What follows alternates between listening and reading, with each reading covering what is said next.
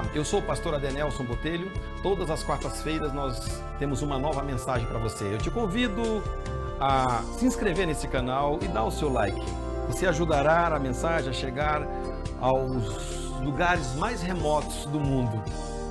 E eu conto com você, então se inscreva e dê o seu like. E todas as quartas-feiras você recebe uma nova mensagem de graça e de paz.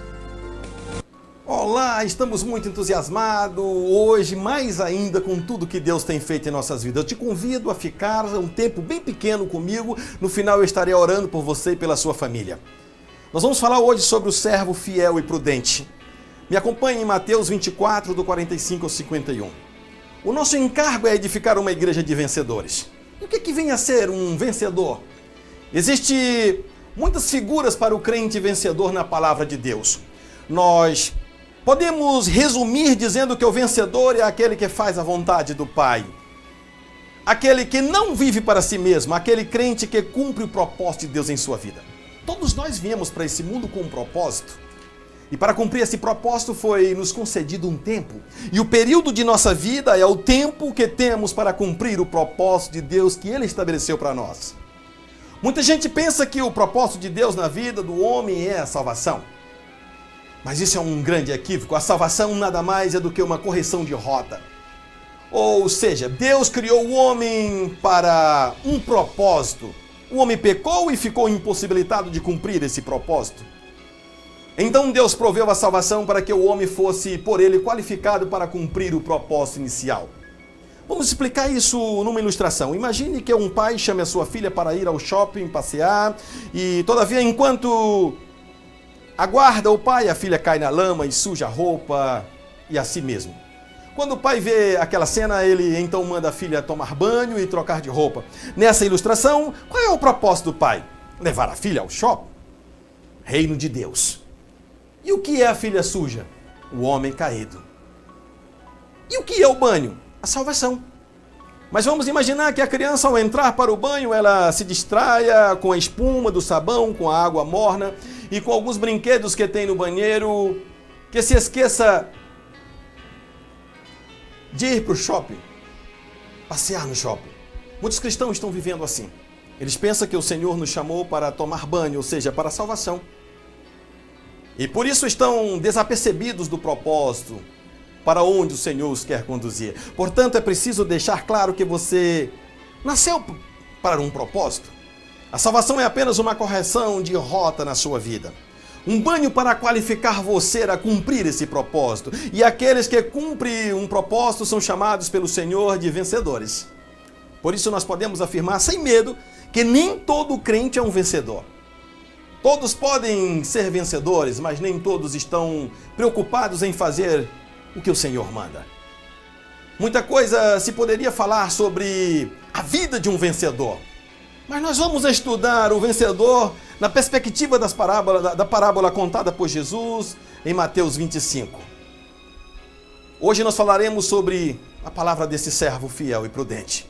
Quem que era esse servo fiel e prudente? Em primeiro lugar, o servo fiel e prudente é alguém que serve a Deus servindo aos irmãos. Podemos ver claramente nessa parábola que a ênfase dela é servir a Deus por meio de servir os seus filhos. Quanto mais experiente e quanto mais nós experimentamos a maturidade espiritual, espontaneamente desejaremos servir os irmãos. Ao fazer isso, sentiremos mais necessidade de sermos maduros e buscarmos mais crescimento. Isso se torna um ciclo de vida que nos fará vencedores.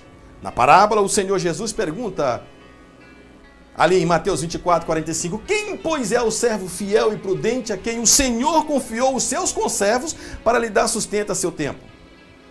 Os conservos referem-se aos cristãos, servos de Deus como nós, que são membros da família de Deus. Se você quiser conferir, Efésios 2,19. Portanto, dar sustento ao seu tempo significa alimentar os irmãos em Cristo, lhes ministrando a palavra de Deus no tempo certo. Nos fala de acolher os mais novos na fé, isso nos fala de consolidar aqueles que estão chegando, isso nos fala de alimentar os irmãos com a palavra. Talvez alguns digam, mas eu sei pouco da Bíblia. Pode ser. Mas há sempre alguém que sabe menos do que você e que você pode ajudar. A função mais importante no corpo de Cristo, que é a sua igreja, é cuidar dos conservos. Nós temos que renunciar à mentalidade mundana de quem ensina que ninguém tem nada a ver com a minha vida, eu não tenho nada a ver com a vida de ninguém. No corpo de Cristo nós somos corresponsáveis uns pelos outros. A mentalidade de que o outro não importa é a mentalidade de Caim. Você não veja a resposta que ele deu quando o Senhor perguntou pelo seu irmão em Gênesis 4:9. Disse o Senhor a Caim: onde está Abel, teu irmão? Ele respondeu: não sei, por acaso eu sou tutor do meu irmão? O servo bom e prudente é aquele que se preocupa, é aquele que está nutrindo, é aquele que está preocupado com o crescimento espiritual do seu irmão. Se nós estudarmos a vida da igreja no Novo Testamento, nós veremos que o tempo todo a ênfase é uns aos outros.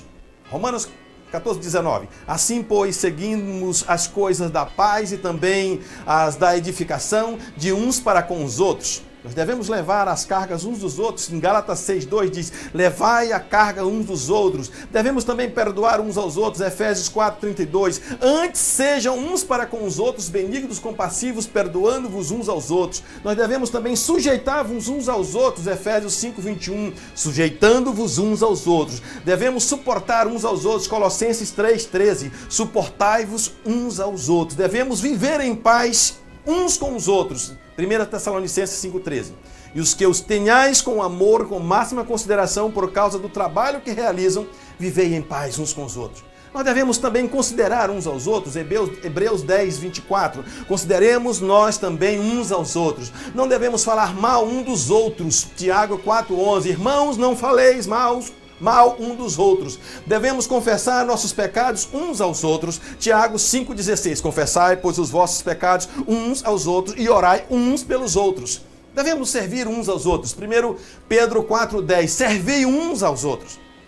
Devemos ter comunhão uns com os outros. E eu quero te dizer que Deus ele tem um grande propósito na sua vida com um time de vencedores. O grande propósito é que você cuide daqueles que ele entregou. Só que tem um detalhe, ele disse que aquele servo ele pode ser imprudente quando ele observar que e falar que o meu senhor demora a voltar, e ele começar até mesmo a espancar os seus irmãos e começar a beber ali com os ébrios, sabe, se embriagar. E o Senhor, quando achá-lo naquela situação, não encontrar ele fazendo o que ele deixou fazendo, ele vai cobrar. E essa cobrança será árdua, com certeza. Porque ele diz que ele será lançado nas trevas exteriores. O que você está falando, pastor? Estou falando do reino dos céus. Nós temos que fazer um discernimento entre salvação e reino. Presta atenção no que eu estou te falando agora. A salvação é simples, você não precisa fazer nada. A Bíblia diz que é só crer e confessar. A Bíblia diz que quem crê com o coração e confessa com a boca verdadeiramente é salvo. Então é só crer e confessar. Vamos ver João 3,16, como é tão simples ser salvo, é só receber o que Jesus fez na cruz. Jesus Cristo, ele cumpriu totalmente a lei, e quando você aceita ele, você está cumprindo. A Bíblia diz que ele, não tendo pecado, se fez pecado no nosso lugar para que nós fôssemos feitos justiça de Deus. E nesta hora eu quero te dizer que só precisa ler o João 3,16 para saber que é crer e confessar. Diz quem crê, lá fala assim: Deus amou o mundo de tal maneira que deu o seu único filho para que todo aquele que nele crê não pereça, mas tenha vida eterna. Isso nós estamos falando de salvação. Mas é só isso? Não! Não é só isso. Você tem que se preocupar em se esforçar para herdar o reino dos céus. A mensagem ela traz isso para nós. E para mim herdar o reino dos céus, eu tenho que estar cuidando dos meus conservos, dos meus irmãos. É o que nós estamos trazendo hoje. E o que está acontecendo? Como é que é esse reino dos céus? A Bíblia diz lá em Lucas 16:16, ele diz assim: a lei e os profetas foram até João Batista. De agora em diante é pregado o reino dos céus. E todos se esforçam por entrar nele. Então, para entrar no reino dos céus, exige esforço. Exige que você se esforce para entrar no reino dos céus. Isso é bom, sabe por quê? Porque a própria Bíblia também diz que nenhum olho viu, nenhuma mente imaginou ninguém ouviu a glória que Deus tem reservado para nós.